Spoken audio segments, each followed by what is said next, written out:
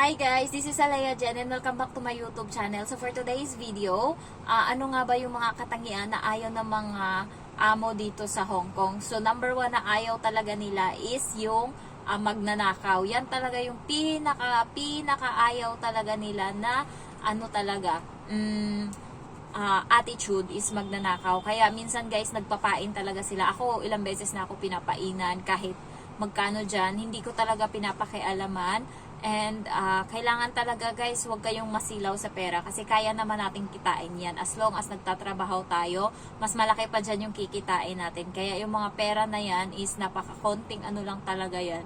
Hindi tayo pwedeng masilaw niyan. Pero minsan kasi katangian na din ng Pinoy na hindi nakakapigil. Kaya pag sa Central ako guys, be careful talaga ako kasi maraming magnanakaw dyan, nakakahiya, and then sa CCTV nga nakikita na ayun nga, dinudukutan nila yung kapwa Pilipino. So maawa naman kayo, magtrabaho kayong marangal.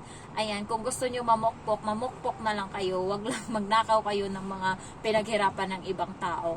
Ayan, kaya ayun, parang sakit na kasi natin yan, gawaing Pilipino. Ayan, so hindi ko alam kung saan natin namana yan, pero hindi talaga tayo minsan nakakatingin kung ano yung mga bagay-bagay, natitempt talaga tayo, and tao lang naman tayo. Pero yung iba kasi ginagawa na nilang sideline, yung ganun. So guys, ayun yung ayaw ng amo, yung magnanakaw. Kaya kung ano yung ano ng ref, kung anong laman ng ref nila, as long as hindi binibigay sa'yo, wag mo rin kunin kasi minsan ayaw nila nun.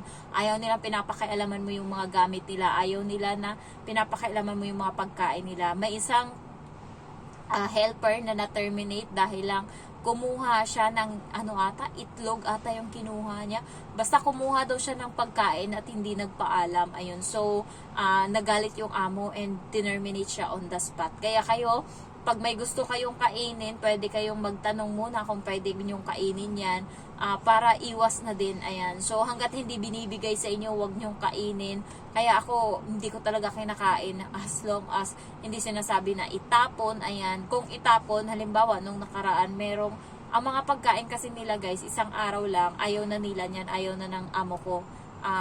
Iniisip niya, sira na yan kasi matagal nang nakaano. Pero isang araw pa lang yan. Kaya minsan tinatanong ko, pwede ko bang lutuin or kainin? And then, pumapayag naman siya. Tsaka ako niluluto.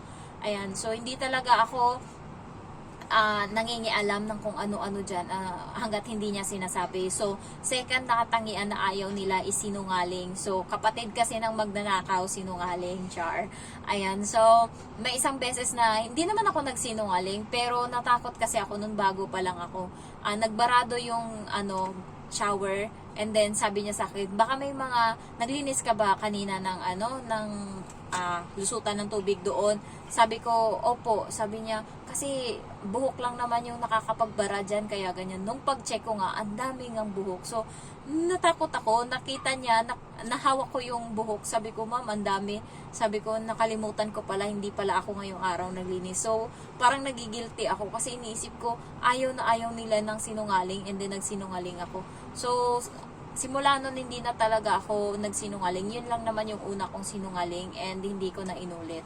And sobrang guilty ko talaga nun. Kasi alam ko sa sarili ko na pinakaayaw talaga nila sa lahat is sinungaling. Kasi pag isang beses ka nagsinungaling, iniisip na nila parati nagsisinungaling ka. Ayan. And then guys, ano pa ba? Basta always lang kayong nakangiti and dapat honest kayo kung ano yung mga honest kayo, dapat huwag kayong magnakaw. Ayan, kahit na hindi sila nakatingin, dapat may tiwala sila sa iyo kasi mahirap naman na iwanan kanila. Ibang amo kasi guys, hindi sila nakapermi sa bahay, walang tao sa bahay, ikaw lang mag-isa. Kaya pinagkakatiwala na nila sa iyo yung buong bahay, kaya kailangan may tiwala sila sa iyo. Ayun. And then ano pa ba yung mga nila? Ayaw na ayaw pala nila guys yung paulit-ulit silang nag-i-instruct sa'yo. Kasi sasabihin nila sa'yo, use your brain. Ayan. So, parati nilang sinasabi, use your brain. Ayan. Kapag isang beses hindi mo nasabi, ay nagawa yung sinasabi nila, or isang beses tinuruan ka nila, and then pangalawa hindi mo nagawa ng tama. So, naiinis sila ng paulit-ulit silang magturo. Kaya kailangan intindihin nyo parati and isa-isip nyo talaga yung mga tinuturo nila. And next, ano pa ba? Wala na akong maisip. Ayaw na ayaw ng amo natin is yung ano tayo, maburara sa gamit. Ayan, ayaw nila ng damak-damak. Ayan, sorry sa word. Ayaw nila ng dugyot. Ayan, kaya yung amo ko dito napaka ano nito, maarte. Kaya kailangan kayo na mga nakatira sa bahay, maging ano din kayo, conscious din kayo. And gusto-gusto ng amo ko sa akin is malinis ako sa katawan. Ano kasi ako, nagugulat siya, bago ako magluto niya, nakikita niya ako, naghuhugas muna ako ng kamay. Halimbawa, maghuhugas ako ng kanin or ano, kailangan muna, kasi baka mamaya galing ako doon kung anong pinagkukot-kot ko doon sa gilid ng mga kabinet, ganyan-ganyan. And pagpunta ko talaga ng kusina para magluto, hugas muna ako ng kamay bago ako sumalang sa mga hihiwain dyan. So, kailangan guys, panatilihin nyo pag nandyan yung amo or ano, sanayin nyo parati yung sarili nyo na maghugas ng kamay bago nyo gawin yung mga pagkain na mga gusto nila or mga ano, para iwas na din ano, ayaw kasi nila ng dugyot. Yung amo ko parati, kada hawak nito, kahit hahawak lang ng libro, maghuhugas to, ganyan-ganyan. Napaka-arte nito. Alam mo ba, pag alis nito ng bahay, pag uwi, maliligo yan siya pag uwi, and then magpapalit siya ng damit bago siya makaupo. Hanggat hindi siya nagpapalit ng damit or naliligo, hindi siya pwedeng umupo. Pag galing kami sa labas guys, pag uwi, diretso ligo talaga. Wala kang ibang gagawin, maghugas ka, maligo ka. Kahit anong gawain dyan, hindi mo magagawa, hindi ka makakaupo hanggat hindi ka naliligo. Kaya ang arte nito, kaya buti na lang kamo nasasabayan ko yung kaartihan niya. Kasi kung yung ikaw na dugyot-dugyot ka, ayaw na ayaw niya. Ayan. So, kahit yung amo kong lalaki, napapagalitan niya yan. Kasi yung amo kong lalaki, minsan umaasa sa akin. Halimbawa, maliligo siya dyan sa CR na ginagamit ko. And dyan din sila naghuhugas ng kamay sa gabi. So, ang nangyari, pinagkakalat ng amo ko or nilagay lang dyan yung pinaghubaran niya ng mga damit. And sakto naman yung bata is nandun sa loob and umiihi. So, pumasok na ako doon sa CR, nakita ko yung mga nakaburara na mga underwear niya, mga damit niya. Hindi niya nilagay doon sa lagayan na balde, doon sa kabilang kwarto, doon kasi sila.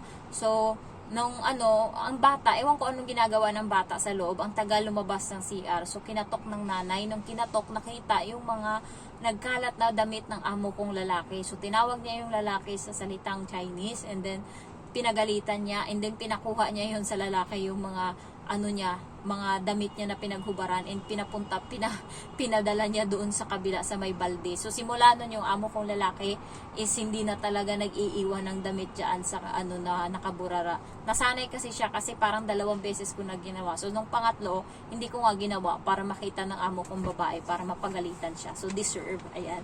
So ayun lang guys, ayaw nila ng burara, ng dugyot, ayaw nila niyan. So kaya kailangan pag nakikita nyo na medyo malinis yung amo nyo and OC, kailangan sabayan nyo din ng kalinisan. Ayan, gustong-gusto niya kasi parati ako naliligo sa gabi kahit na hindi ako dyan, basta maliligo ako.